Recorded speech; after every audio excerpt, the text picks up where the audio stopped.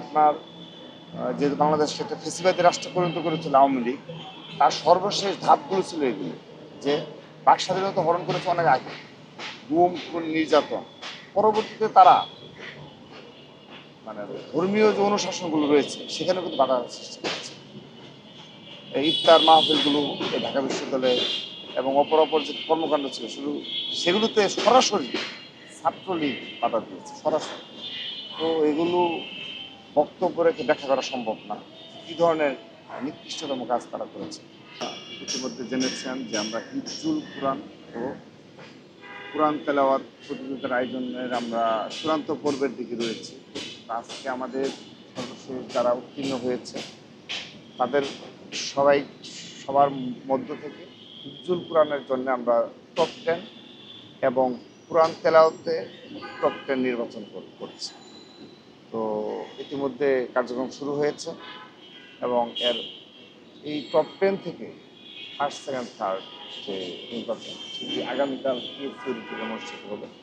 আমরা সকাল থেকে এখানে গার্জিয়ানরা এসেছে, প্রতিযোগীরা এসেছে, তাদের সবাইকে আমরা রিসিভ করে আমরা একটা সুন্দর পরিবেশে আমাদের এই আয়োজনটা সম্পন্ন হচ্ছে।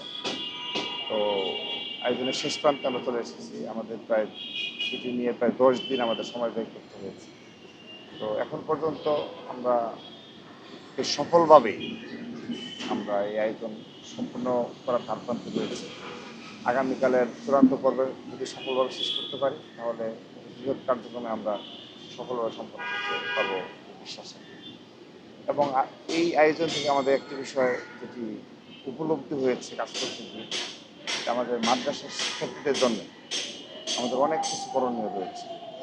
আমাদের সংগঠন থেকে যে করণীয় সেরকম না, রাষ্ট্রকে নতুনভাবে ভাবতে হবে।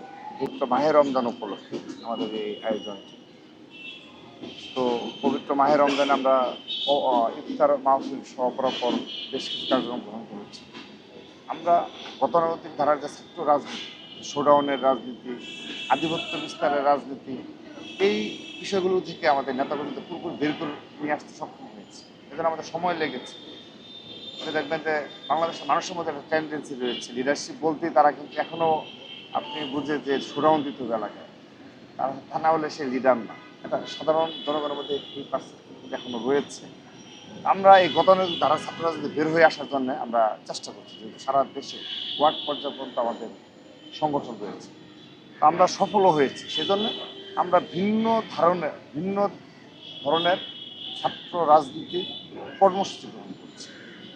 আপনি ঈদের পর এই ধরনের আরও বেশ কিছু কর্মসূচি দেখতে পাবেন, যেগুলো গতানুগতিক ছাত্র রাজনীতি থেকে পুরোপুরি ভিন্ন ধরনের কর্মসূচি।